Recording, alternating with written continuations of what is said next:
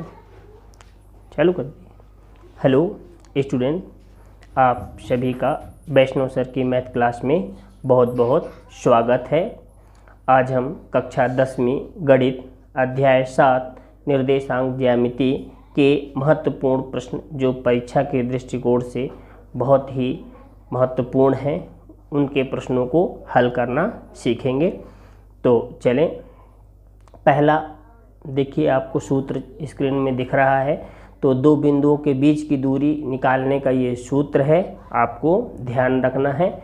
ये सूत्र है ना, ध्यान रखना है। और न भी याद रहे तो इस तरह ध्यान रखना है कि पीछे वाले निर्देशांक में से x वाले से x वाले को, y वाले से y वाले को घटाकर वर्ग लगा देना है और रूट का चिन्ह लगा देना है। फिर दूसरा सूत्र हम देख रहे हैं कि किसी बिंदु की मूल बिंदु से दूरी ज्ञात करने का सूत्र। तो देखिए, अगर इसमें जो पहला सूत्र में हम x2 और y2 की जगह 0 रख दें तो हमको ये सूत्र प्राप्त हो जाएगा, है ना। मतलब क्योंकि एक बिंदु 0 0 हो गया तो मूल बिंदु से दूरी ज्ञात करने का ये दूसरे नंबर का सूत्र हो गया है। अब आते हैं अपन अगले में। तो तीसरा सूत्र हमारा क्या है, दो बिंदु अपने को दिए हुए हैं और उन दोनों बिंदुओं को यदि कोई बिंदु आंतरिक रूप से विभाजित करता है तो हम इस सूत्र की मदद से उसके बीच के बिंदु का निर्देशांक निकाल सकते हैं यदि उसका अनुपात m1 और m2 का मान दिया हो। तो आपको ये सूत्र याद रखना है।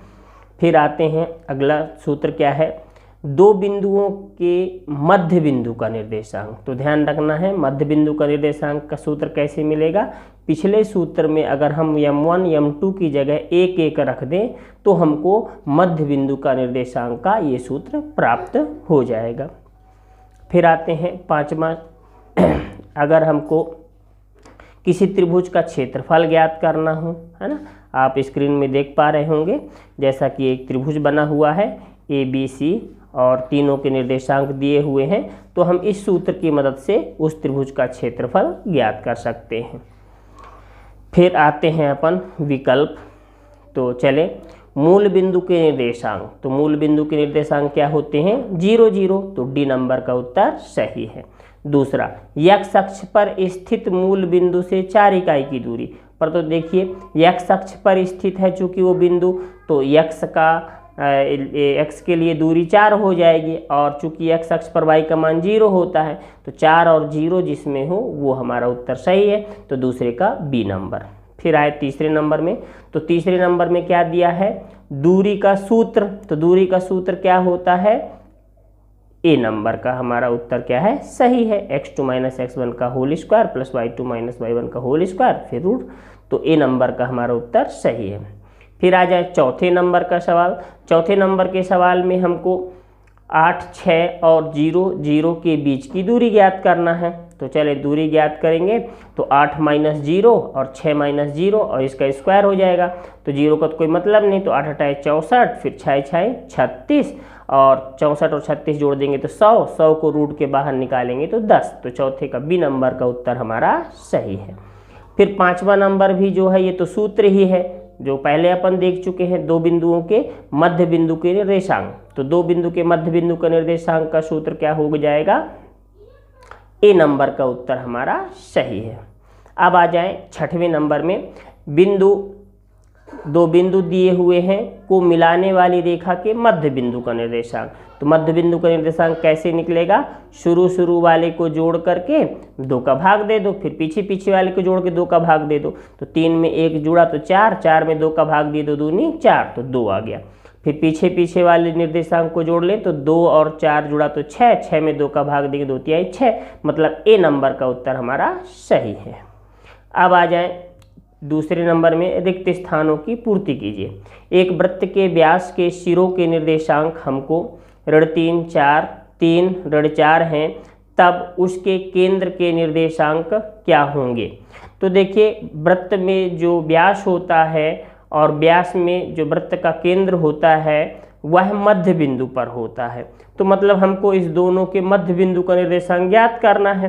तो मध्य बिंदु का निर्देशांक कैसे निकालते हैं, x1 + x2/2 y1 + y2/2। तो एक्स एक्स अक्ष वाले मान को जोड़ के 2 का भाग, तो 3 में ऋण 3 जुड़ेगा तो 0 हो गया, और 4 में ऋण 4 जुड़ेगा तो ये भी 0 हो गया, इसलिए उसके केंद्र का निर्देशांक क्या हो जाएगा 0 0। फिर दूसरे नंबर में आए 4 5 किस चतुर्थांश में स्थित होगा, तो देखिए ये दोनों किस में है, धन में है, और धन में दोनों है, x का मान भी धन में, y का मान भी धन में, तो ये किस में जाएगा प्रथम चतुर्थांश में। फिर आ जाए सत्य और असत्य। किसी बिंदु का भुज 0 है और कोटि 3 है, तब वह x अक्ष पर स्थित होगा। अब देखिए भुज क्या है 0 है और कोटि 3 है। जब भुज 0 है इसका मतलब ये y अक्ष पर स्थित होगा, लेकिन प्रश्न कह रहा है x अक्ष पर स्थित होगा, इसलिए ये असत्य है। फिर आ जाए अपन दूसरे नंबर के विकल्प पर, तो y अक्ष पर मूल बिंदु से 10 इकाई की दूरी पर स्थित बिंदु के निर्देशांक 10, 0।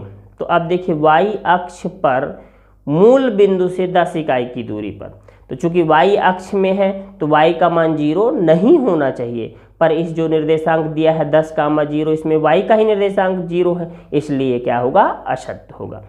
फिर तीसरे नंबर में आते हैं, बिंदु अपने को दिया है कि मूल बिंदु से दूरी, तो देखिए ये मूल बिंदु से दूरी का क्या है सूत्र ही है ना, तो ये सत्य हो गया।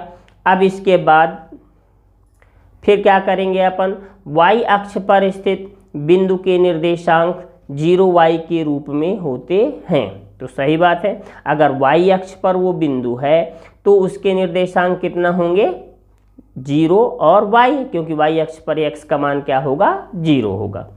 फिर आते हैं अपन एक वाक्य में उत्तर, बिंदु 3 4 की मूल बिंदु से दूरी क्या होगी, तो देखिए मूल बिंदु मतलब 0 0 से दूरी ज्ञात करना है, तो हो जाएगा 3 - 0 4 - 0, तो 0 से कोई मतलब ही नहीं है ना, घट जाएगा। तो अब 3 का वर्ग हुआ 3 × 9, 4 का वर्ग हुआ तो 4 चौको 16, 16 और 9 जुड़ के हो गया 25, 25 को रूट के बाहर निकालेंगे तो आ गया 5, तो हमारा इसका उत्तर क्या हो जाएगा 5।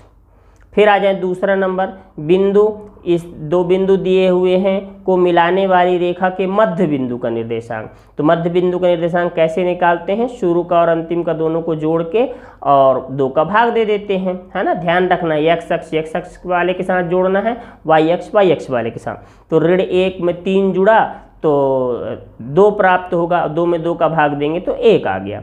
फिर दूसरे निर्देशांक को जोड़ें तो 2 और इधर ऋण 4, तो ऋण 4 में से धन 2 कम हो गया तो ऋण 2 बचा, ऋण 2 में 2 का भाग देंगे तो 1, तो इसके बिंदु का निर्देशांक क्या हो जाएगा 1, ऋण 1। फिर तीसरे नंबर के प्रश्न में आ जाए, बिंदु ऋण 3 4 और 2 3 के बीच की दूरी क्या होगी। अब इसको ज्ञात करना है, तो दूरी ज्ञात करने का सूत्र जो होता है उसमें अपन ऋण 3 4 2 3 इन मानों को रख देंगे, तो हमको दूरी कितना प्राप्त हो जाएगी √26। अगर यहाँ पे समझ में ना आया हो तो अभी जो दूरी वाले प्रश्न हम देखेंगे तो कैसे निकालते हैं आप वहाँ पे देख लीजिएगा अगले प्रश्न में ही, है ना। तो चलें अब आते हैं प्रश्न नंबर 5, बिंदु 2 3 और 4 1 के बीच की दूरी ज्ञात करना है। तो देखिए यहाँ पे x1 2 हो गया, y1 का मान 3 हो गया और x2 का मान 4 हो गया और y2 का मान 1।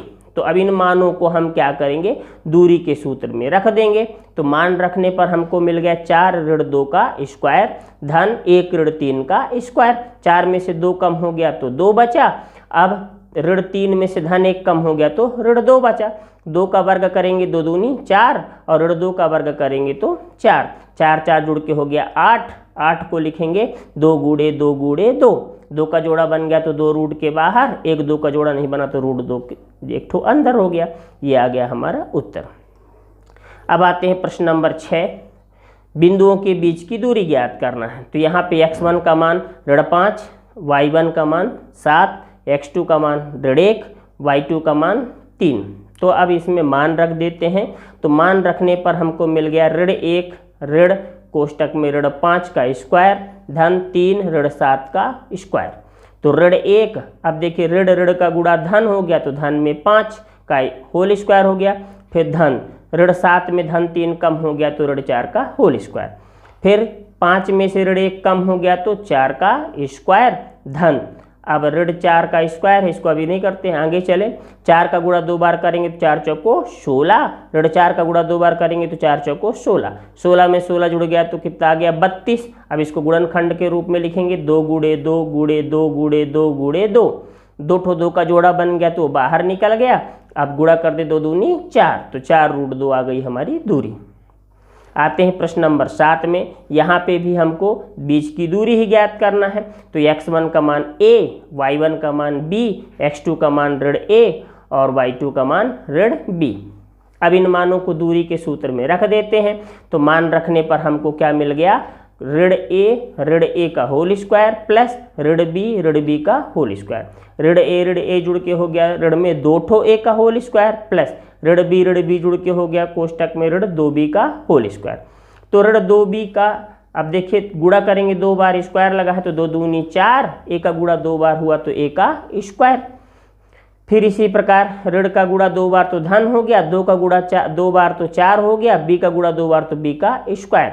अब दोनों के पास 4 दिख रहा है तो दोनों से 4 को बाहर निकाल देंगे, अंदर बचेगा a स्क्वायर धन b स्क्वायर। फिर 4 को लिख लिए 2 गुणे 2, 2 का जोड़ा बन गया तो रूट के बाहर हो गया, तो 2 रूट a स्क्वायर धन b स्क्वायर, ये आ गया उत्तर। अब आते हैं प्रश्न नंबर 8 में। तो प्रश्न नंबर 8 में हमको क्या करना है, त्रिभुज का क्षेत्रफल ज्ञात करना है। तो चलिए, अपने को बिंदु दिए हुए हैं, उन बिंदु के निर्देशांक दिए हुए हैं, है ना। तो चलिए, x1 1 हो गया, y1 ऋण 1 हो गया, x2 का मान ऋण 4 हो गया, y2 का मान 6 हो गया, x3 का मान ऋण 3 हो गया और y3 का मान ऋण 5। इन मानों को त्रिभुज के क्षेत्रफल के सूत्र में रख देंगे अपन। तो चलिए, मान रख दिए। मान रखने के बाद अब क्या करेंगे, यहाँ पे 6 ऋण में 5, फिर अब यहाँ पे देखें, फिर ऋण 4 कोष्टक के अंदर ऋण 5 ऋण 1 कोष्टक बंद ऋण 3 ऋण 1 ऋण 6। अब इसको हल करें तो ऋण का गुणा धन हो जाएगा तो धन में 5 आएगा, है ना। तो धन 6 और धन 5 हो गया। फिर आगे चलें, इधर ऋण 5 और ऋण का गुणा धन हो गया तो धन में 1 आएगा यहाँ पे। फिर इधर चलें, ऋण 1 और ऋण 6 जुड़ के हो गया ऋण में 7, 6 में 5 जुड़ेगा तो कितना हो जाएगा 11, और ऋण 5 में से धन 1 कम होगा तो आ जाएगा ऋण में 4, और ये ऋण 7 को वैसे ही उतार लिए। फिर आगे चलें, 11 1 कम 11, अब ऋण 4 का गुणा होगा तो ऋण का गुणा धन 4 चौको 16, ऋण का गुणा होगा तो धन हो गया 7 त्रिक 21। तो सभी धन में प्राप्त हो गए। इन सब को जोड़ेंगे तो कितना प्राप्त हो गया 48। 48 में 2 का भाग देंगे, कितना आ गया 24। तो 24 क्या हो गया, हमारा उत्तर हो गया। फिर आ जाए अगले प्रश्न में। अब हमको फिर से बिंदु दिए हुए हैं और इनका क्या निकालना है, क्षेत्रफल। तो देखिए, x1 का मान 5 है, y1 का मान 2 है, x2 का मान 4 है, y2 का मान 7 है और x3 का मान 7 है, y3 का मान ऋण 4 है। अब ये मान हमको दिए हैं, इस मान को जैसा कि आप देख पा रहे होंगे स्क्रीन में, तो इनमें अपन क्या करेंगे, रख देंगे। और मान रखने के बाद हमको मिल गया 5 कोष्टक 7 धन 4 कोष्टक बंद धन 4 ऋण में 4 ऋण 2 कोष्टक बंद धन 7 कोष्टक 2 ऋण 7 कोष्टक बंद। तो ये मान रख अपन जो दिए हैं उनको रख दिए। चलें, 7 में 4 जुड़ गया तो 11 हो गया, और ऋण 4 और ऋण 2 जुड़ के हो गया ऋण में 6, और ऋण 7 में धन 2 कम हो गया तो ऋण में 5। तो अब इनका गुणा कर दें, 11 5 55। अब ऋण धन का गुणा ऋण 4 छंग 24, फिर यहाँ पे भी ऋण धन का गुणा ऋण 5 7 35। अब ऋण वाले को अलग जोड़ो, धन वाले को अलग। तो ऋण 24 और ऋण 35 को जोड़े तो आ गया ऋण में 59 आ गया। अब ऋण 59 में से धन 55 को घटा दिए तो ऋण में 4 आ गया। तो 2 से काट दिए, 2 दूनी 4, तो हमारा उत्तर आ गया ऋण 2। जबकि कभी भी क्षेत्रफल का मान ऋणात्मक नहीं होना चाहिए, इसलिए ऋण चिन्ह को हम छोड़ देंगे। तो हमको क्षेत्रफल कितना मिल गया, 2 वर्ग मात्रक। फिर आते हैं प्रश्न नंबर 10 में। तो प्रश्न नंबर 10 में फिर से हमको क्या करना है, त्रिभुज का क्षेत्रफल ज्ञात करना है। तो यहाँ पे भी अपने को x1 का मान 2, y1 का मान 3, x2 का मान ऋण 1, y2 का मान 0, x3 का मान 2, y3 का मान ऋण 4। इन मानों को हम जो है सूत्र में रख देंगे। तो सूत्र में रखने के बाद हमको ये मिल गया है ना। अब चले हल कर लेते हैं। तो ऋण ऋण का गुणा धन हो जाएगा, तो शून्य धन 4 हो गया। फिर यहाँ चलें कोष्टक के अंदर वाले को देखें, ऋण 4 और ये ऋण में 3 प्राप्त होगा। यहाँ 3 में से 0 घटाएंगे तो 3 प्राप्त होगा।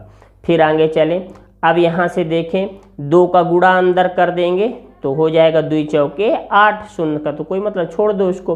अब ऋण 1 और ये ऋण 4 और ऋण 3 जुड़ के हो गया ऋण में 7, तो ऋण 7 का गुणा ऋण 1 में करेंगे तो धन में 7 आ गया।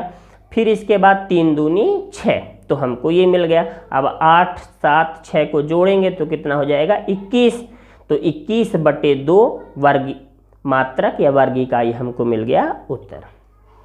अब आते हैं अगले प्रश्न में। यहाँ भी हमको क्या करना है, त्रिभुज का क्षेत्रफल ही ज्ञात करना है। तो अपने को दिया है x1 का मान ऋण 5, y1 का मान ऋण 1, x2 का मान 3, y2 का मान ऋण 5, x3 का मान 5, y3 का मान 2। इन मानों को सूत्र में हम रख देंगे, फिर इसको हल कर लेते हैं। तो देखिए ऋण 5 और ऋण 2 जुड़ेगा तो हो गया ऋण में 7। अब 2 और ऋण का गुणा हो जाएगा तो धन, तो 2 धन 1 हो जाएगा। फिर यहाँ से देखिए ऋण में 1, ऋण का गुणा हो जाएगा तो ये भी धन में हो जाएगा, तो ऋण 1 धन 5 प्राप्त हो गया। फिर आगे चले, अब ऋण 5 ऋण 7 है ये, है ना। अब इधर चले धन 3 और फिर कोष्टक के अंदर 2 धन 1, 2 और 1 को जोड़ेंगे तो 3 हो गया। अब इसके बाद यहाँ 5 में से ऋण 1 कम होगा है तो 4 हो गया। अब चले तो ऋण 5 और ऋण 7 का गुणा होगा तो हो जाएगा ऋण का गुणा धन, 5 सत्ते 35, फिर 3 त्रिकाई 9 और ये 5 चौको 20। इन सबको जोड़ देंगे तो कितना प्राप्त हो गया 64। अब 2 का 64 में भाग दे दीजिए तो 32 वर्ग इकाई आ गया हमारा क्या उत्तर। अब आते हैं प्रश्न नंबर 12। प्रश्न नंबर 12 में हमको क्या करना है, के का मान ज्ञात करना है ना। तो चले, हमको ये बिंदु दिए हुए हैं और ये बिंदु क्या है, संरेख है, मतलब एक ही रेखा पर बिंदु स्थित है, तो संरेख कहलाता है वो। तो हमको दिया है x1 का मान 2, y1 का मान 3, x2 का मान 4, y2 का मान k, x3 का मान 6, y3 का मान ऋण 3। तो इन मानों को हम सूत्रों में रख देते हैं। अब सूत्रों में रखने के बाद 2 इधर बाहर है तो 2 का अंदर गुणा करें, 2 का गुणा k में तो 2k, 2 का गुणा 3 में तो 2 तिहाई 6, फिर इसके बाद 4, तो ऋण 3 जुड़ के हो गया ऋण में 6। फिर आगे चले, अब 6 का गुणा अंदर कर दें तो 6 त्रिक 18, अब 6 का गुणा ऋण के में करेंगे तो ऋण में 6k। फिर क्या करें, ये हो गया हमको 2k धन 6, अब 4 का गुणा ऋण 6 में करेंगे तो 4 छंग 24, तो ऋण में 24 आ गया, धन 18 ऋण में 6k। फिर इसके बाद क्या करें, हम इधर के वालों को अलग जोड़ें। तो देखिए ऋण में 6 ठोके है और धन में 2 ठोके, तो ऋण 6k में से धन 2k कम हो गया तो बचेगा ऋण में 4k। अब यहाँ देखिए अंकों को, तो धन में 18 और 6 है और ऋण में 24 है, तो 18 और 6 जुड़ के हो गया धन में 24 और एक ऋण में 24, तो ये खत्म हो जाए, तो यहाँ पे कितना बचेगा 0। अब हमारे पास बचा 1/2 ऋण में 4k। 1/2 का इधर गुणा है, पक्षांतर के उस पार ले जाएंगे तो भाग हो गया, 0 में 1/2 का भाग देंगे तो 0 प्राप्त हो गया।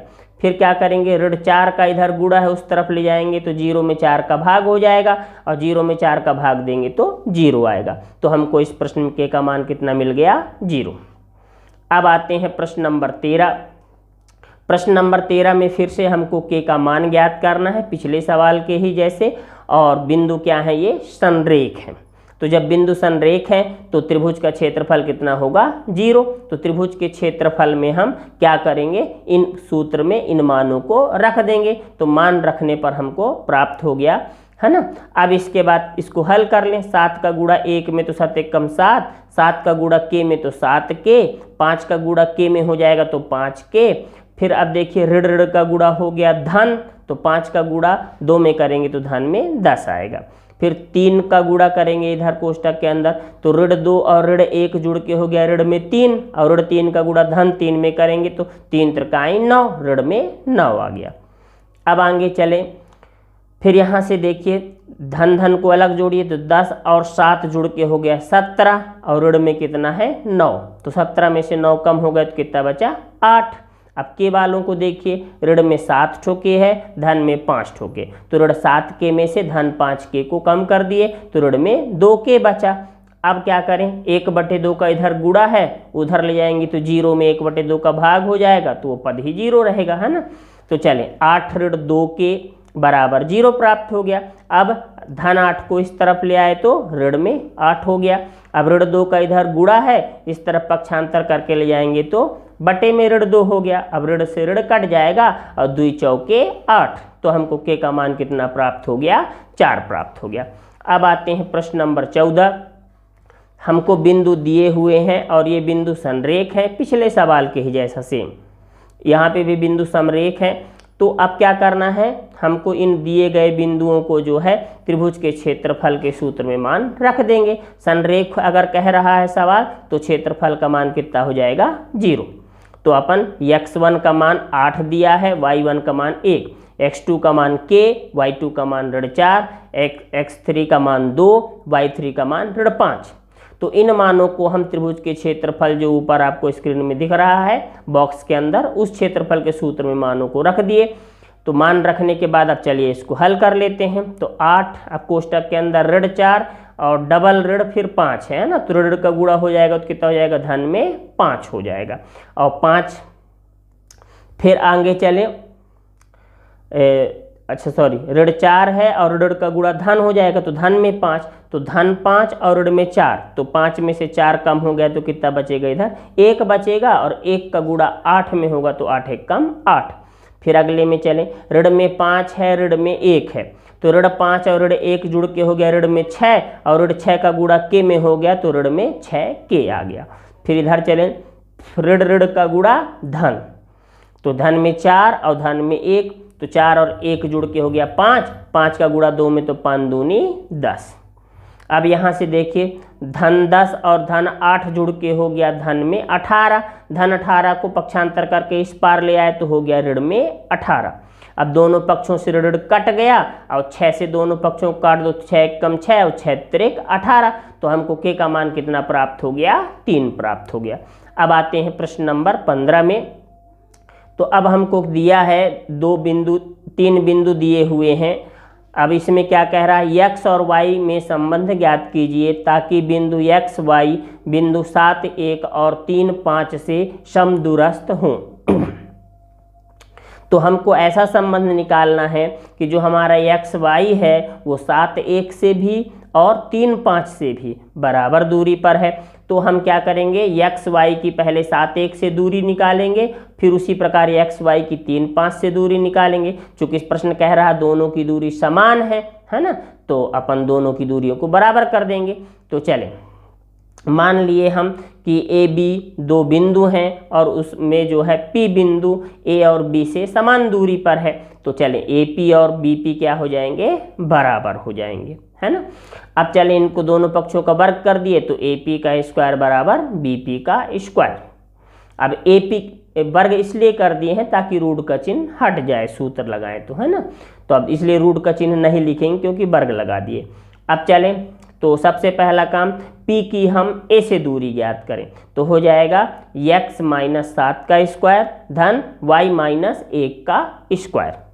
फिर बराबर, अब P की B से दूरी तो x - 3 का स्क्वायर फिर y - 5 का स्क्वायर, ये हो गया। अब इन सभी में हम a - b के होल स्क्वायर का सूत्र लगा देंगे। सूत्र क्या होता है, a स्क्वायर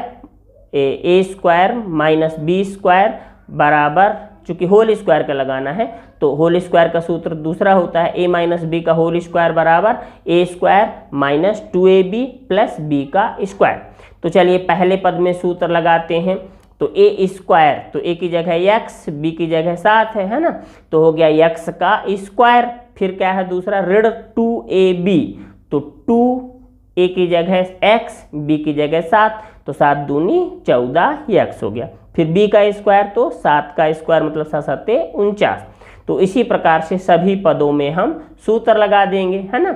अब सूत्र लगाने के बाद जो हमको मान प्राप्त हुआ है इसको हल कर लेते हैं। तो देखिए दोनों पक्षों से एक्स स्क्वायर कट जाएगा और दोनों पक्षों से वाई स्क्वायर कट गया।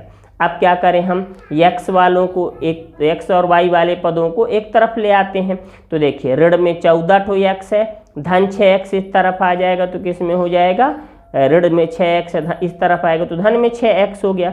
उसी प्रकार इधर ऋण में 2y है और उस तरफ ऋण में 10y है, इस तरफ आएगा तो क्या हो जाएगा, धन में 10y। अब देखिए ऋण 14x में से धन 6x कम हो गया तो कितना बचा हमारे पास, 8x। फिर धन में 10 ठो y है और ऋण में 2 ठो y, तो 10y में 2 ठो y कम हो गए तो बचा 8y ऋण में। फिर बराबर, अब इस अंकों को एक तरफ करना है। तो देखिए इस तरफ क्या है, 25 और 9, तो 25 में 9 जुड़ गया तो कितना हो जाएगा हमारे पास, इसको जोड़ दें तो हो गया ये 34 हो गया। अब इधर से 49 और धन 1 50 हो गया। तो अब इसको पक्षांतर करके इस तरफ ले आए तो हमको कितना मिल जाएगा, इधर पे चले तो इधर पे हमको प्राप्त हो जाएगा 50 और इधर पे कितना मिला, 34। अब 50 में से अपन क्या करेंगे, 34 को घटा देंगे, है ना। तो अपने को हल करने पर कितना प्राप्त हो जाएगा, x ऋण y बराबर 2। और यही क्या है, x और y के मध्य संबंध है। अब आते हैं फिर वही सेम पिछले सवाल के ही जैसा है सेम। तो यहाँ पे देखिए फिर से हमको उसी तरह से कह रहा है कि ये भी दो बिंदु हैं, एक बिंदु P है जो दोनों बिंदु से बराबर दूरी पर है, तो PA बराबर PB। अब देखिए इधर पे वर्ग अगर नहीं करते हैं तो रूट का चिन्ह लेके चलना पड़ेगा और बाद में वर्ग करके हमको रूट का चिन्ह खत्म करना पड़ेगा। तो चलिए सबसे पहला काम हम क्या करते हैं, अब इधर पहले बिंदु A की जो है दूरी P से निकालेंगे तो 3 माइनस x का स्क्वायर, फिर 6 माइनस y का स्क्वायर। फिर उसी प्रकार बिंदु B की P से दूरी निकालेंगे तो हो जाएगा ऋण 3 माइनस x का स्क्वायर और 4 माइनस y का स्क्वायर हो गया। अब इसके बाद इस सभी में हम a माइनस बी का होल स्क्वायर का सूत्र लगा देंगे अलग अलग, है ना। तो सूत्र लगाने पर इस तरह से हमको ये प्राप्त हो जाएगा। फिर क्या करेंगे, दोनों पक्षों का वर्ग कर देंगे, तो वर्ग करने पर रूट का चिन्ह क्या होगा, हट जाएगा। तो चलिए रूट का चिन्ह हट गया है। अब क्या करें, दोनों पक्षों से x स्क्वायर कट जाएंगे और y स्क्वायर कट जाएंगे। अब देखें x वाला पद, तो बराबर के इस पार x वाला पद ऋण 6x है और उस पार धन में 6x है। धन 6x इस पार आएगा तो क्या हो जाएगा, ऋण में 6x, तो ऋण 6x जुड़ के हो गया ऋण में 12x। फिर इसी प्रकार y वाले पद को देखिए, y वाला पद क्या है हमारे पास, इस तरफ है ऋण में 12y, उस तरफ है ऋण में 8y। ऋण 8y जब इस तरफ आएगा तो धन में 8y हो जाएगा, तो ऋण 12y में से 8y को हम क्या कर दिए, कम कर दिए, तो अपने पास बचा कितना, ऋण में 4y।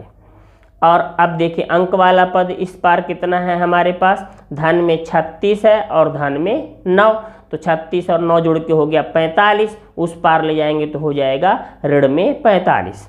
अब इस पार क्या है, धन में 16 और धन में 9, तो 16 और 9 जुड़ के हो गया 25, 45 में से 25 अपन घटा दिए तो कितना बचा, ऋण में 20 बचा।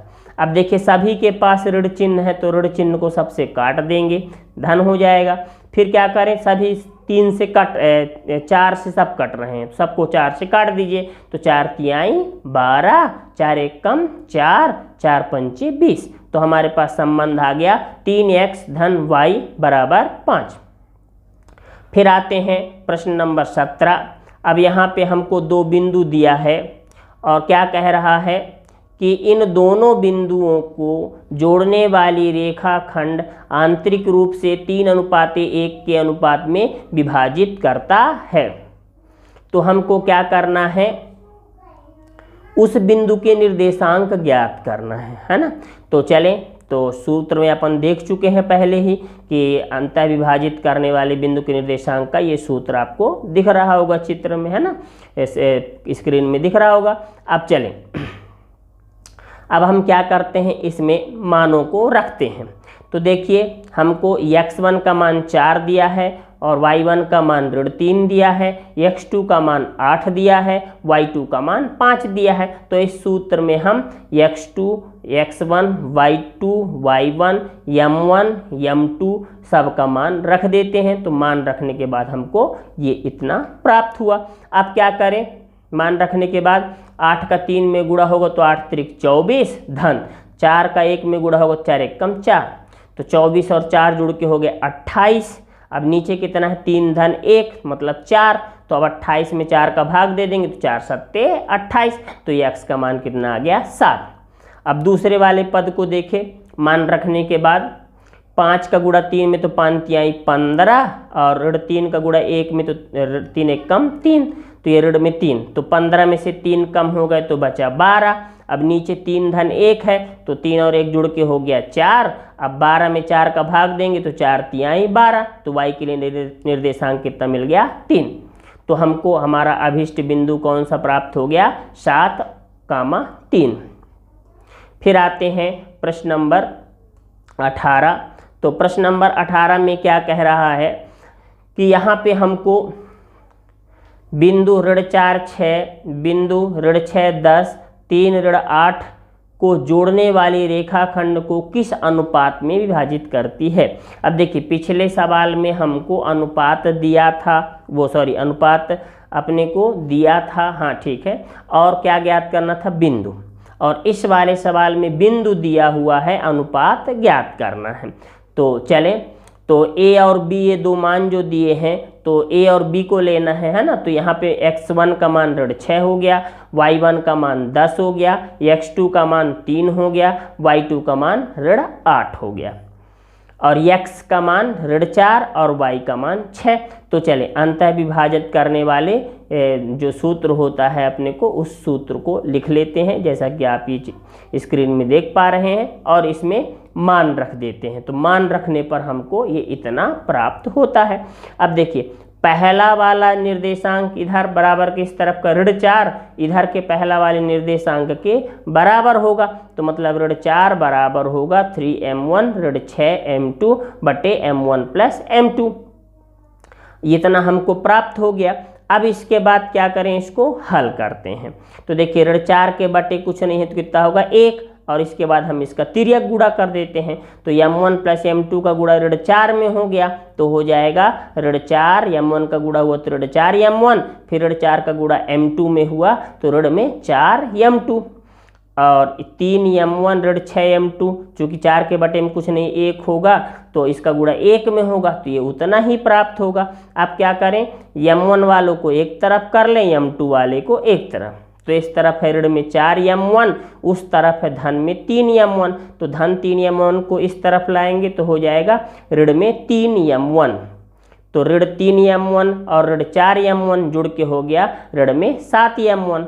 अब उसी तरह से इधर ऋण में 6 ठो m2 है, अब ऋण 4 ठो m2 इस तरफ आएगा तो हो जाएगा धन में 4 ठो m2, तो ऋण 6m2 में से धन 4m2 कम हो गया तो बचा 2 ठो m2, और दोनों पक्षों से ऋण कट गया तो हमारे पास 7m1 बराबर 2m2 बचा।